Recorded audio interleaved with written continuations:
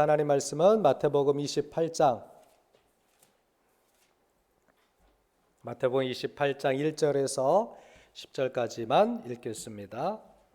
마태복음 28장 1절에서 10절입니다. 같이 읽어보겠습니다. 시작.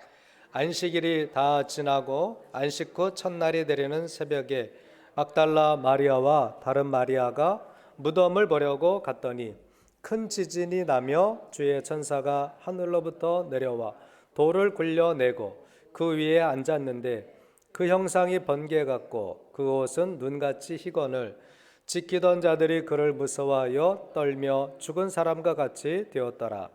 천사가 여자들에게 말하여 이르되 너희는 무서워하지 말라. 십자가에 못 박히신 예수를 너희가 찾는 줄을 내가 아노라.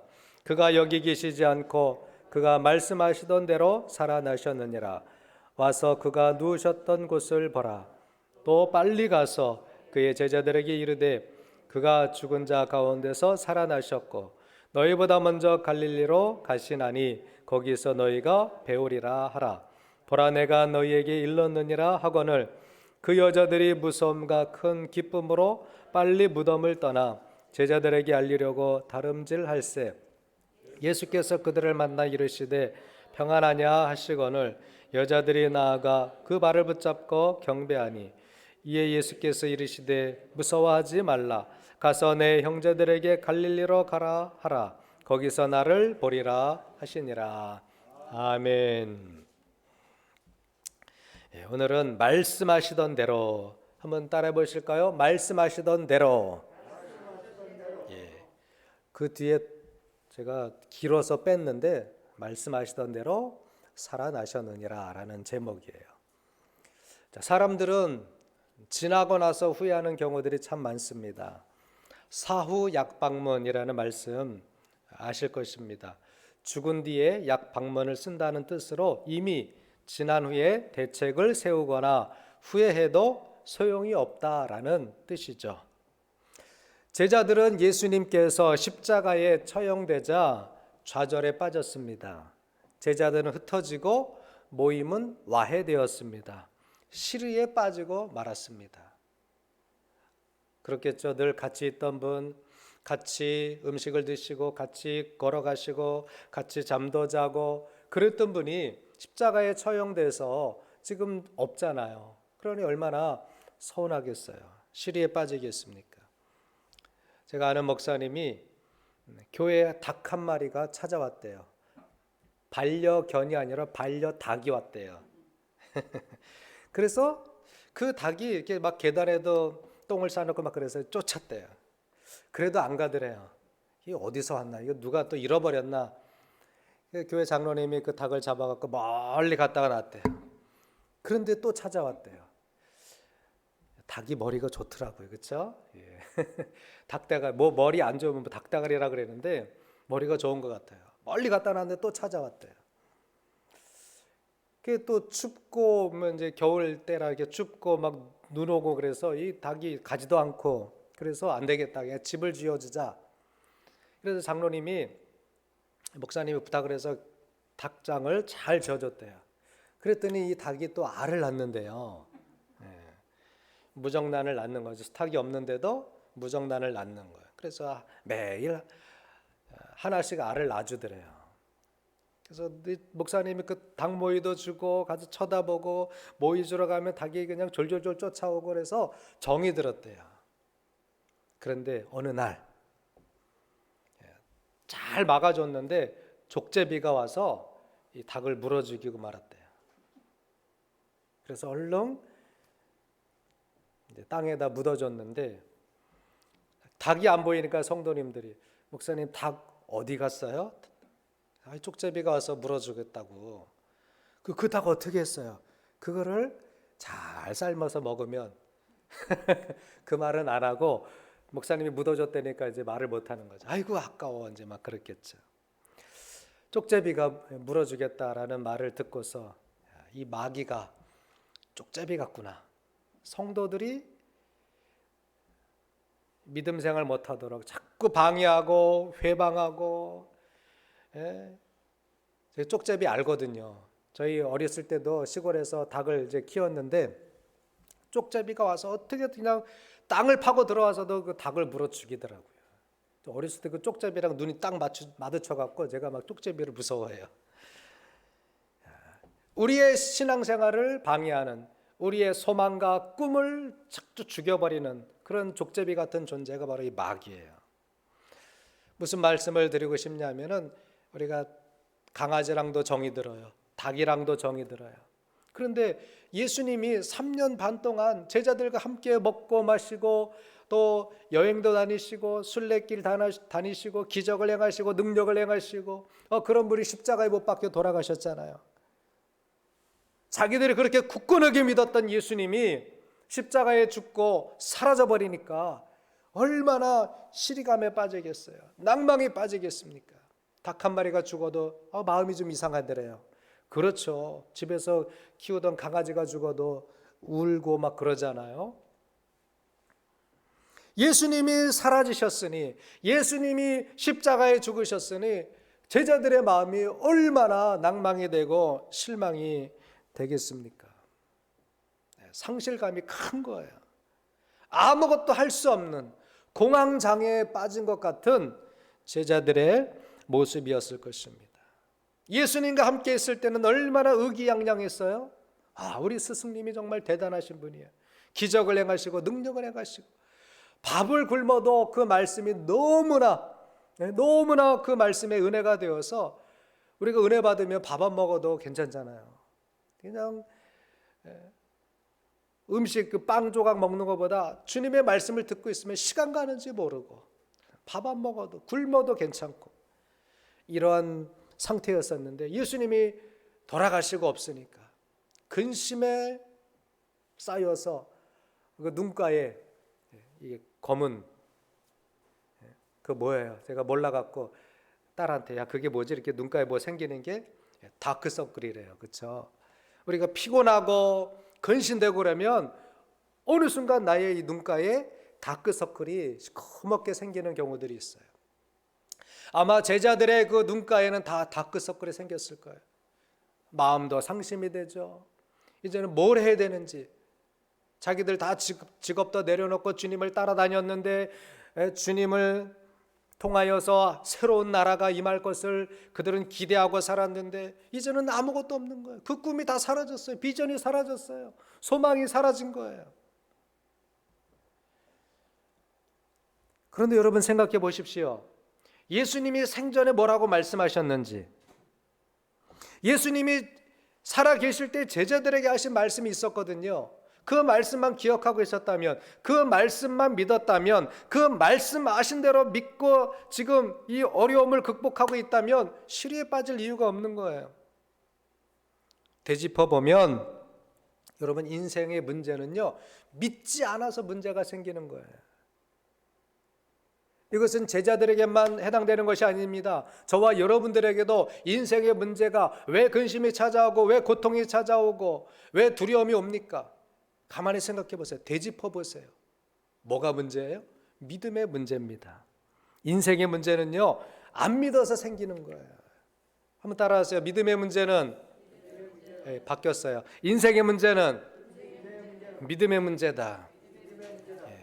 자, 마태복음 16장 21절에 주님이 제자들에게 분명히 말씀하셨어요. 우리 같이 한번 읽어보시겠습니다. 마태복음 16장 21절 시작. 이때로부터 예수 그리스도께서 자기가 예루살렘에 올라가 장로들과 대제사장들과 서기관들에게 많은 고난을 받고 죽임을 당하고 제3일에 살아나야 할 것을 제자들에게 비로소 나타내시니. 자, 예수님이 말씀하셨어요? 안 하셨어요? 제자들에게 가르치셨어요? 안 가르치셨어요? 분명히 가르치셨어요. 그들은 들었어요. 제자들은 들었단 말이죠. 분명히 들었을 텐데 어떻게 된 거예요? 왜 걱정하고 있어요? 왜 두려움에 사로잡혀 있어요? 왜 문제가 생겼어요? 믿지 않아서. 따라하세요. 믿지 않아서. 믿으십시오. 여러분들은 믿으십시오. 아멘. 우리는 알고 있잖아요. 우리도 들었잖아요. 예수님께서 살아계실 때에 말씀하셨구나.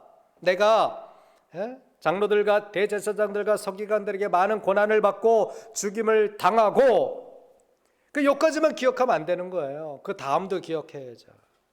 우리는 항상 앞에 것은 듣는데 뒤에 것은 잊어버려서 정말 그랬어? 그런 말 했어?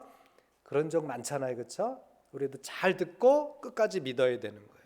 자, 죽임을 당하고 제3일에 살아나야 할 것을 제자들에게 비로소 나타내시니, 이게 가이사라 빌립보 가이사라에서 제자들에게 분명히 가르쳐 주셨던 거예요.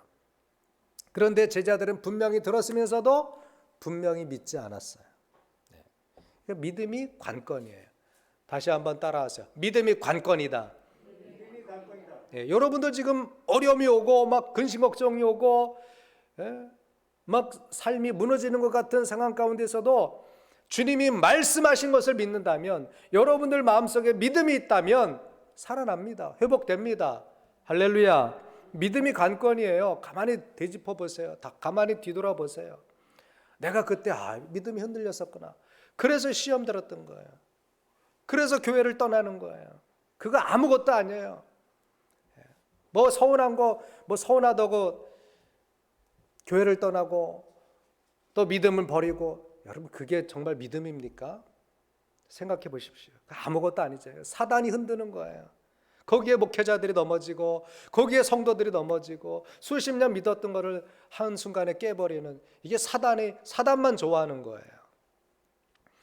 여러분, 믿음이 관건이다라는 말을 꼭 기억하십시오. 자, 믿지 못하면 어떤 일이 일어납니까? 오늘 이 본문은 여러분들이 부활절 시절이 되면 많이 들었던 말씀이에요. 뭐 상황은요, 여러분들이 문장을 다 보시면 성경 읽었기 때문에 압니다. 여인들이 예수님의 무덤에 찾아간 거예요. 영적인 눈으로 한번 해석을 해보면, 자, 우리가 믿지 못하면, 예수님이 하신 말씀을 말씀하신 대로 믿지 못하면 어떠한 시행착오를 겪느냐? 빈 무덤에 갈 수밖에 없어요. 빈 무덤을 맞이할 수밖에 없습니다. 자, 뭐라 그랬어요? 안식일이 다 지나고 안식 후 첫날이 되려는 새벽에 막달라 마리아와 다른 마리아가 무덤을 보려고 갔다 그랬어요. 예수님의 말씀을 믿었다면 굳이 무덤에 갈 필요는 없는 거예요. 3일 만에 살아나실 거예요. 다시 부활하신 주님을 맞을 준비를 하고 있으면 되는 건데, 믿음을 갖지 못했던 거죠. 그래서 믿음을 갖지 못하면 우리는 인생 가운데 빈 무덤과 같은 그런 상황을 맞이할 수밖에 없는 거예요. 무덤이란 단어를 찾아보니까 타우포스라는 말이고, 매장지, 묻는 장소. 우리 무덤 다 알잖아요. 사람이 죽으면 화장을 하든 아니면 그냥 매장을 하든 땅을 파서 거기 묻어요. 매장지, 그게 무덤이에요. 자, 빈 무덤을 뭐를 상징할까요? 무덤을 보면 무엇이 생각나십니까? 무덤은요, 허무함이에요. 우리 인생들은요, 덧없다라는 거예요. 사람이 아무리 세상에서 떵떵거리고 막 애쓰고 힘써도 결국 종착지는 어디예요? 무덤이에요. 허무하다라는 거예요. 인생의 덧없음을 말해주는 것이 무덤 아니겠습니까? 모든 사람은요, 죽으면 무덤으로 갈 수밖에 없는 거예요. 그래서 히브리서 9장 27절에 말씀하고 있죠. 우리 한번 읽어보실까요? 화면을 보시고 시작.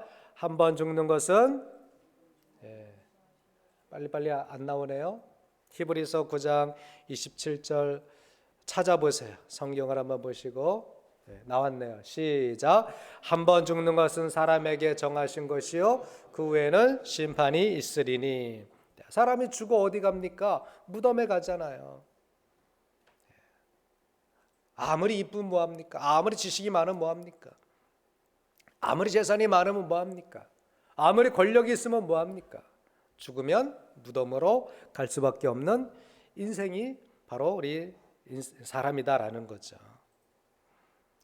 자, 부활하신다는 것을 믿지 못한다면, 부활이 없다라고 생각한다면, 부활을 믿지 못하면요, 사람은 뭘 바라보고 살아가는 거예요? 어디를 향해 가고 있는 거예요? 지금 부활이 없다라는 인생들은 어디를 향해 가고 있어요?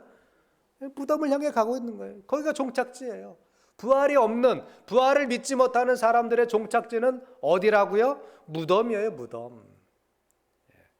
주님을 믿지 못하는 사람들, 부활을 믿지 못하는 사람들은요, 결국 뭐 하자는 거예요? 나 무덤으로 갈 거야. 그거 아닙니까? 생각해 보세요.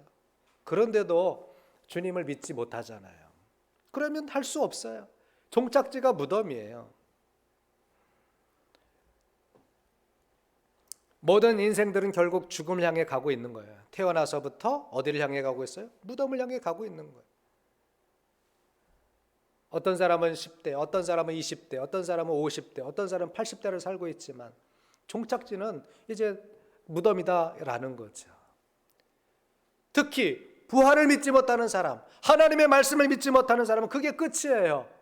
결국 종착역에, 그 무덤역에 도착하고 마는 것이죠. 소망 없이 헛된 것을 위해 살아갈 수밖에 없는 것입니다.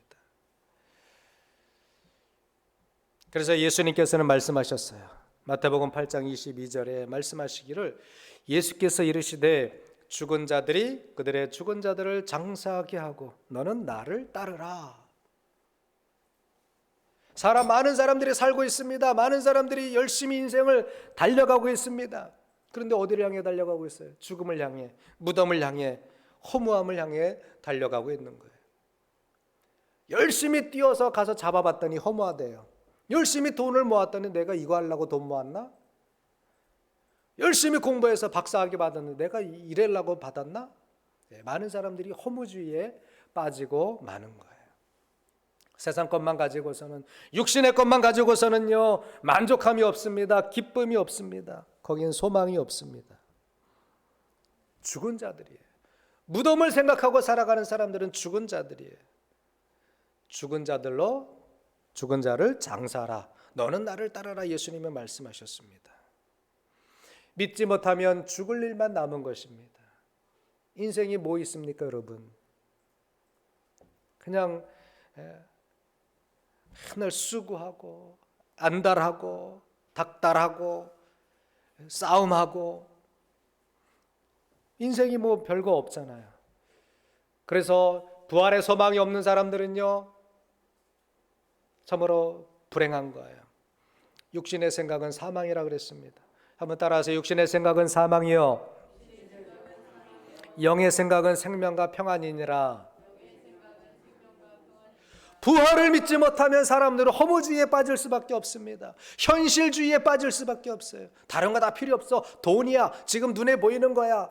부활의 소망이 없는 사람은 현실에 집착하며 살아갈 수밖에 없어요. 그래서 아둥바둥 살아갈 수밖에 없는 것입니다.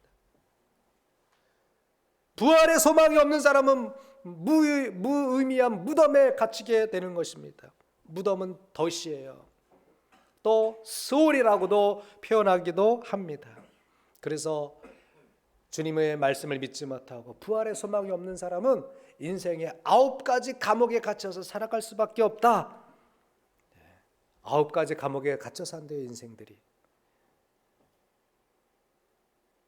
예수님의 말씀을 믿었다면 그 무덤에 갈 필요가 없는 거예요. 허무감에 사로잡히지 마시기를 주님의 이름으로 축복합니다. 저와 여러분들은 하나님이 말씀하신 대로, 성경이 기록된 대로 부활을 믿고 부활의 소망을 가지고 살아가는 성도 여러분 되시기를 주님의 이름으로 축복합니다. 두 번째로, 주님의 말씀하시던 대로 믿지 못하면 어떻게 됩니까? 한번 따라하세요. 믿지 못하면 온통 두려움에 사로잡힐 수밖에 없다. 여러분, 오늘 본문에 나오는 여인들의 행동 심리, 그들 마음을 한번 살펴보세요. 그들에게 가장 두드러진 표현이 뭡니까? 두려움이에요. 두려움. 무서워하는 것. 그들 마음에는 무서움에 사로잡혀 있었어요.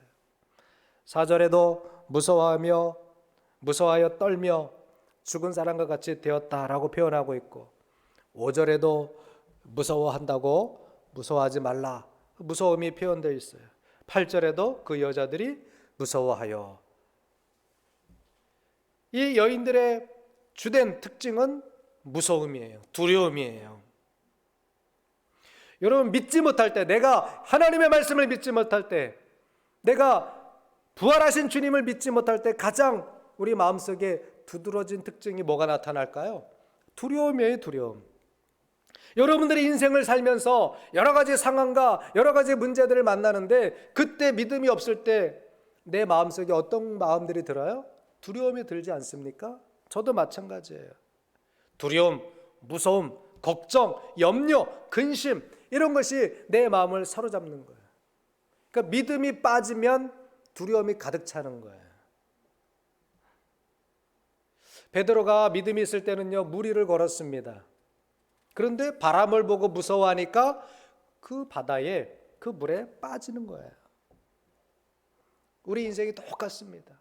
저와 여러분의 심령이 동일한 거예요. 믿음으로 가득 차면 두려움을 이겨요. 그런데 믿지 못할 때, 믿음이 약해질 때는요, 반드시 두려움이 찾아오고 걱정이 찾아오고 염려가 찾아오고, 어떻게 사나, 나 어떡하나, 내 자녀 어떡하나, 내 인생 어떡하나, 내 사업 어떡하나, 이 두려움이 싹 사로잡히게 됩니다. 이게 사람이다라는 거예요. 여인들이 예수님의 부활을 믿지 못할 때, 그 말씀을 기억하지 못했을 때에, 말씀하시던 대로 믿음을 갖지 못했을 때는요, 천사를 보고도 두려워하고, 예수님을 보고도 두려워하고, 무덤을 보고도 두려워하고, 사람을 보고도 두려워하고, 두려움에 딱 사로잡히게 되는 거예요. 얼마나 그들이 무서워했는지 떨며 죽은 사람 같이 되었더라라고 4절에 표현하고 있지 않습니까? 우리가 인생에서 큰일을 만났을 때 얼마나 우리가 떨려요. 막 두근두근거리고, 곧 죽을 것 같고, 곧 그냥 하늘이 무너지는 것 같고. 이것이 우리 사람들의 연약함이다라는 거예요. 그러나 여러분 생각해 보십시오. 주님이 말씀하셨잖아요. 말씀하시던 대로 살아나리라. 믿음이 있다면요, 여러분 극복할 수 있어요. 두려움을 극복할 수 있어요. 할렐루야. 예. 염려를 극복할 수 있습니다. 염려를 붙잡지 마시고, 두려움을 붙잡지 마시고, 믿음을 붙잡으시기를 주의 이름으로 축복합니다. 되짚어보면 되는 거예요. 주님의 말씀을 기억하면 되는 거예요. 내가 하나님의 말씀을 기억하면 되는 거예요. 그러면 내가 두려움을 이기는 거예요. 마음의 문제예요. 그렇죠? 내가 어떤 것을 선택하느냐. 두려움을 선택하면 두려움에 사로잡혀서 인생이 끌려가는 거예요. 그러나 환경은 어렵고 힘들고, 지금 막 질병이 있다 할지라도, 어려움이 있다 할지라도, 경제적인 순환이 있다 할지라도, 내가 믿음을 붙잡으면 믿음이 나를 이끌고 가는 거예요. 마음은 어디에 사로잡히느냐에 따라서 인생은 달라지게 되는 거예요. 많은 사람들 중에 고소공포증이 있는 사람들이 있어요. 높은 데 올라가면 막 두려워요. 또 이런 구름다리 같은 거 있잖아요. 밑에가 보이거나 이렇게 철로 돼 있어, 구멍이 숭숭 뚫려 있는 그런 다리들을 못 건너가는 사람들이 있어요. 그게 왜 그러냐면 고소공포증에 사로잡히기 때문에 그렇습니다. 그게 나쁘다고 하는 게 아니에요. 그런 분들도 무시하면 안 돼요. 그런 마음이 그런 거 어떻게 해요? 그러나 왜 그런 고소공포증이 생기는지는 원인은 알고 있어야 돼요. 이길 수 있습니다. 그 마음에 자기가 서 있는 그 다리가 무너질 것 같은 거예요. 그런 마음에 사로잡히는 거예요. 비행기를 타고 가도 비행기가 떨어질 것 같은 사람은, 그 마음에 사로잡힌 사람은 비행기를 못 타요. 배를 타고 가다가 배가 바다에 침몰될 것 같은 마음에 사로잡히면 배를 못 타요. 그게 다 공포증이에요. 두려움이에요. 그런데 그런 것들이 없는 사람은 그냥 뭐 안전하다 생각하는데, 안전함을 믿는 거예요. 충분히 안전해. 이 다리는 충분히 튼튼해. 이 구름다리 안 끊어져. 그러면 건너갈 수 있는 거예요. 우리 자신을 지탱하는 것은 믿음이에요. 여러분들 믿음을 붙잡으시기를 주의 이름으로 축원합니다. 모든 문제, 모든 인생의 문제는 믿음에 귀결되는 거예요. 자, 주님이 말씀하시던 것을 믿지 못했던 여인들은 빈 무덤에 갔습니다. 무서워 떨 수밖에 없었습니다. 근데 반대로 믿으면 어떻게 될까? 주님이 말씀하시던 것을 믿었다면 제자들의 삶은 어땠을까? 여러분, 예수님은 말씀하시던 대로 살아나셨습니다. 할렐루야. 자, 그러면 우리가 그 말씀하시던 그대로, 성경 그대로, 성령께서 우리에게 주시는 마음 그대로 믿으면 우리가 어떻게 되느냐? 8절에 보니까 평안하냐라는 말씀이 나옵니다.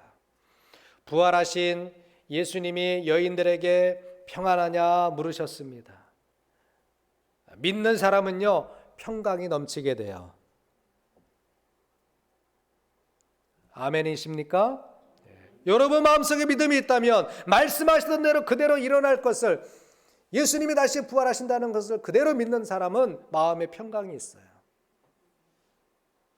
죽음의 두려움이 없습니다. 감옥에 갇히는 것, 저 로마 병정들이 잡아갈 것에 대한 두려움이 없어요. 평안합니다. 오늘 하늘이 무너져도 평안합니다. 오늘 먹을 것이 없어도 평안합니다. 내가 높은 자리에 올라가지 않아도 평안합니다. 내 집이 가난해도 내가 주님을 믿는 사람은 평안합니다.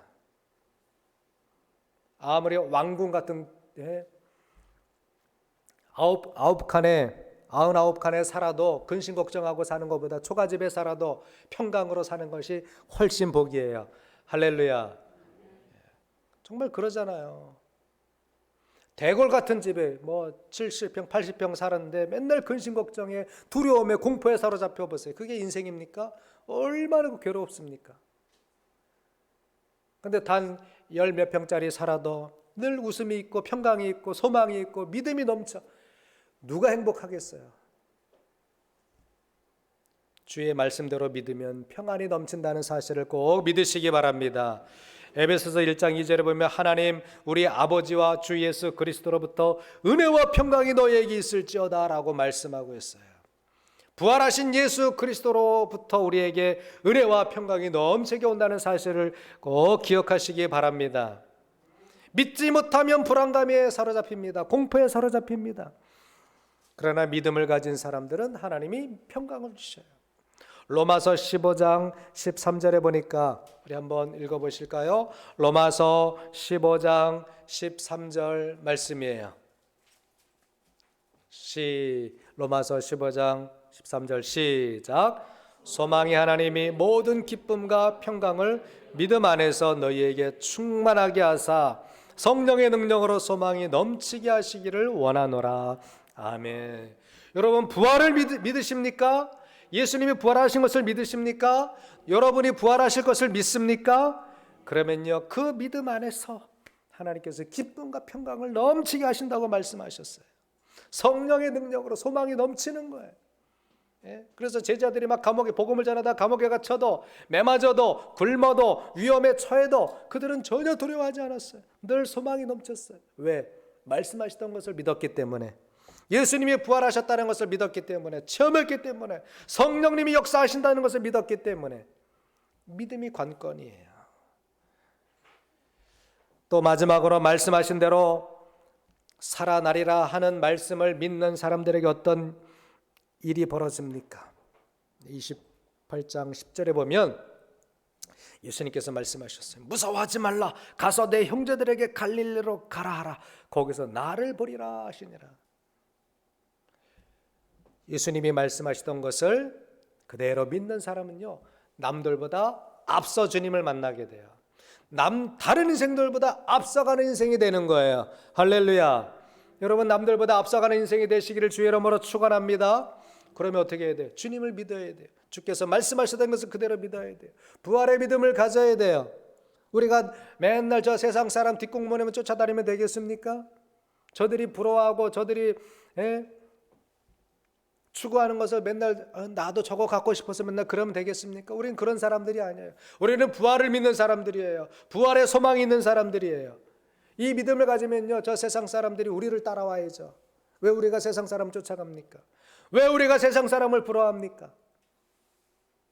부활의 믿음을 가진 사람들은요, 주님을 먼저 만난 사람들이에요. 남들보다 앞서가는 사람이에요. 가장 먼저 형제들에게 갈릴리로 가라. 거기서 나를 보리라. 이 말씀대로 그대로 먼저 갈릴리로 가서 주님을 제일 먼저 만나는 사람들이 바로 믿는 사람들이에요. 제자들이에요.